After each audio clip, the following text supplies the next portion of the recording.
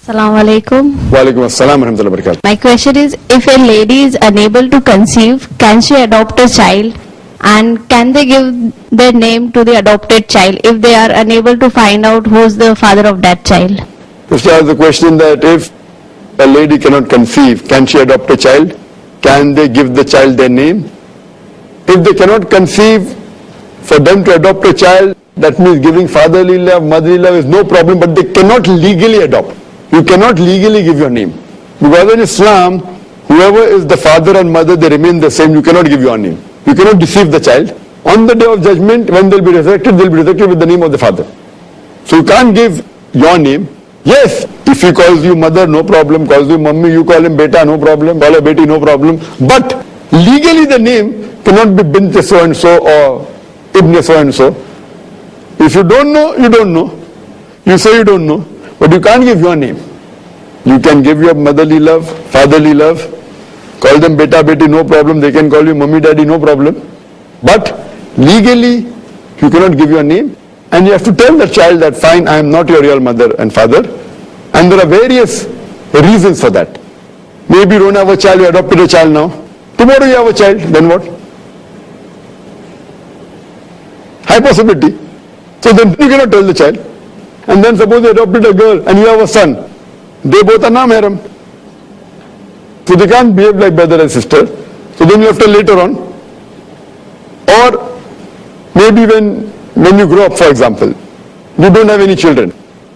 When you die, if that child you adopted, as a boy you adopted, is your son, and if your husband dies, if you have a son, then you get 1/8 the share. If you have no son, you get 1/4. Now you have adopted and your husband dies.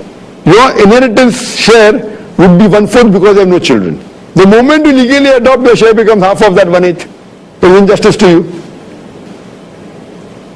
Your husband, if he wants to put a share, the Islamic Sharia gives you permission that besides the inheritors, maximum you can will to someone who is not an inheritor is 1/3. So you adopt, don't give your name, and yet if you want to give part of your wealth, whether 1%, 5%, 10%, less than 33% you can give. It's permitted in Islam. So various things are there, hijab level is there, etc. If you adopt a girl, when she grows up, she has to do hijab with your husband. So all these things, therefore, telling is very important that you are not our blood child, but yet we'll treat you like our child. No problem. Hope that answers the questions. Any sisters have any questions?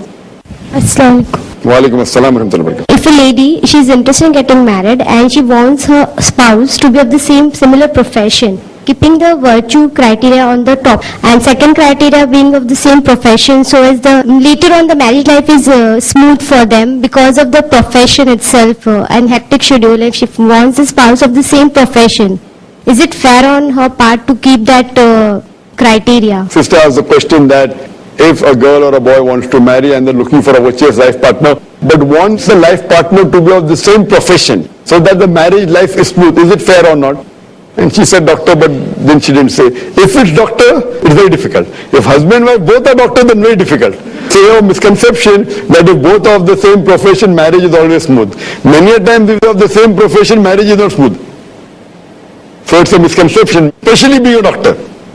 If you say both are dais and the profession, then it's very good, mashallah. Because dai is the work of Allah subhanahu wa ta'ala.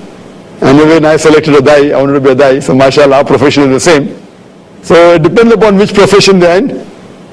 So it is not a general rule that if the profession is same, then life would be smooth. Imagine a boy is an engineer, he wants a girl who is an engineer. How can we have a virtuous engineer lady doing a work of engineering? Yeah, it is difficult. She's going to go in the field. So what you have to realize that sometimes the profession same may be beneficial, sometimes it doesn't make a difference, sometimes it is detrimental. So engineer marrying a girl who is an engineer, then what job should you do outside? But if someone keeps a criteria, if it's going to be beneficial, like a dai says, I want to marry a dai, that's good, alhamdulillah, it's virtue and dai, good, alhamdulillah.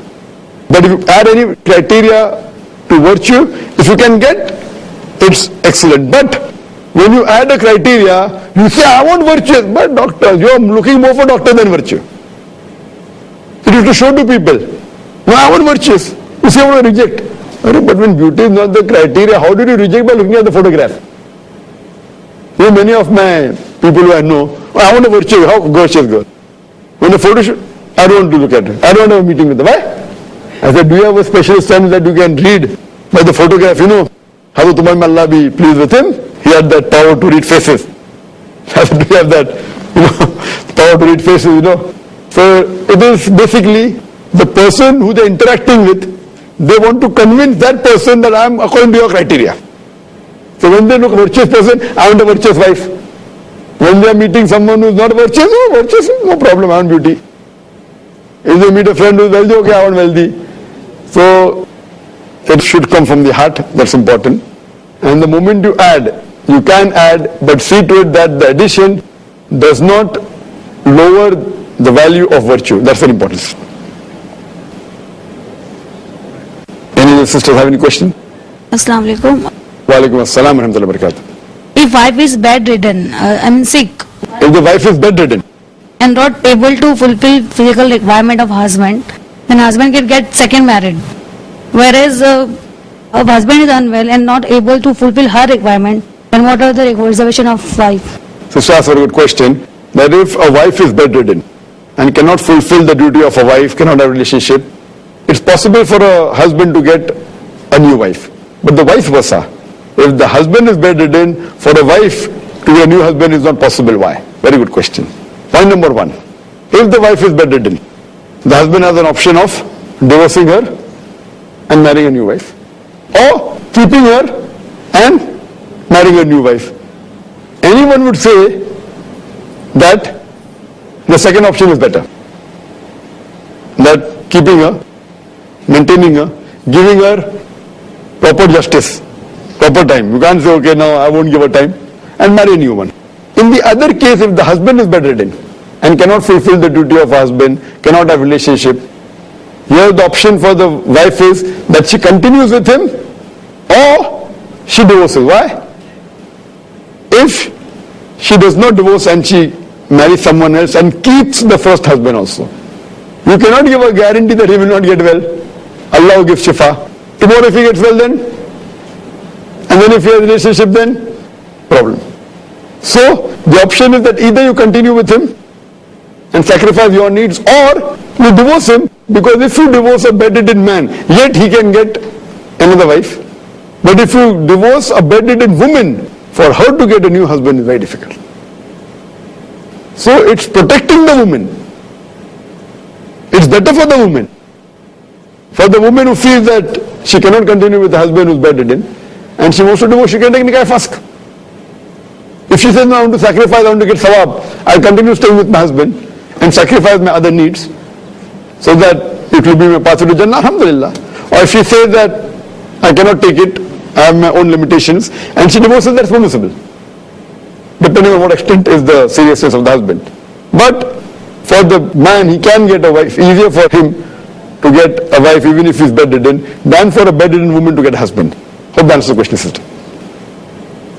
Assalamu alaikum. Wa alaikum assalam wa rahmatullah. Many divorced women are not getting proposals because of their past life, even if she is practicing Muslim. Please comment. Sister asked the question that divorced women do not get husband because of a past. Please comment. This is the society, sister. In our society, divorce is like a stigma. Today we know in the Western world divorce is very common, which is wrong. It should not be that common. But to say that divorce should not take place is also wrong, because if you read the seerah of the Sahabas, there were Sahabas and Sahabiyat who were good and virtuous and yet not compatible. Both were virtuous but they were not compatible. They divorced and somebody else married them. It was common.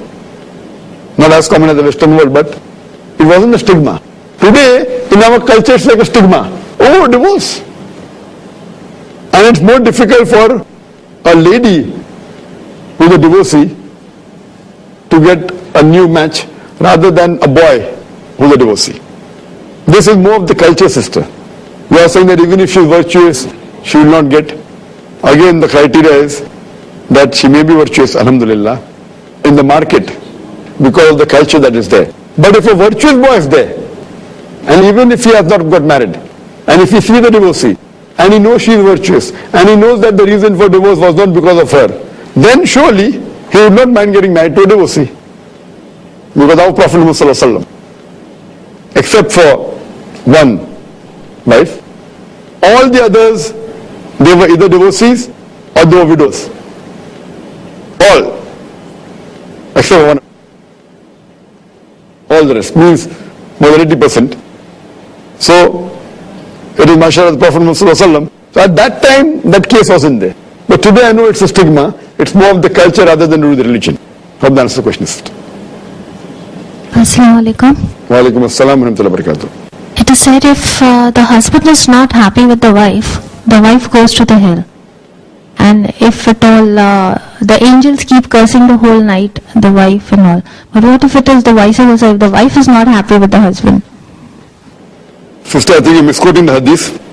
The hadith of Muhammad sallallahu alaihi wasallam is that if the wife refuses to share the bed with the husband, if the husband wants, then in the night the angels will keep on cursing her the full night. That's the hadith. That if the wife refuses to have a relationship with the husband when he wants, then the angels will curse. But the question is, if the vice versa, the same means if the wife wants to have a relationship with the husband and the husband refuses, so will the angels curse or not? There is no such hadith saying that if the husband refuses to have a relationship with the wife, so the angels will curse. So I cannot say this is true. But one thing to be noted is that today science tells us that a man is more sexual as compared to the woman. A man is more hypersexual as compared to the woman. That is the reason for a man to do the role of multiple husband, marrying more than one wife, and yet doing duty of multiple husband is possible, which is not possible for the woman. So man is more hypersexual as compared to the woman. So in this context, if the hadith says that if a man wants to fulfill his desire, and if the wife doesn't agree, then the angels will curse. And I do agree with the hadith, because if the husband is there, and if he cannot fulfill his need with the wife, then who will he go to? And for a man, he is more hypersexual, and for him to control is more difficult as compared to a woman.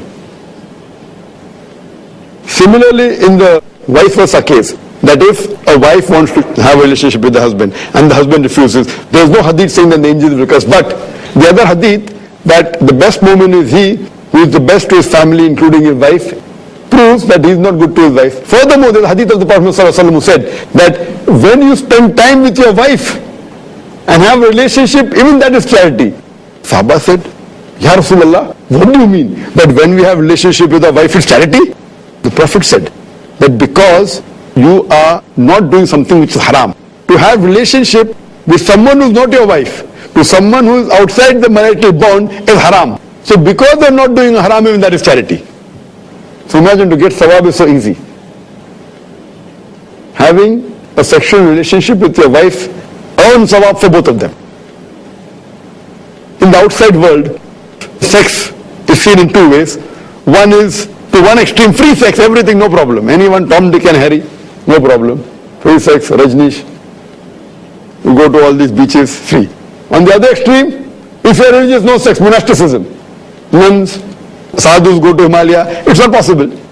Islam is a religion that's of moderation. It caters to the body as well as to the soul. So that's the reason a prophet said that even having sexual relationship with your spouse is charity. Imagine, even a poor man can do charity.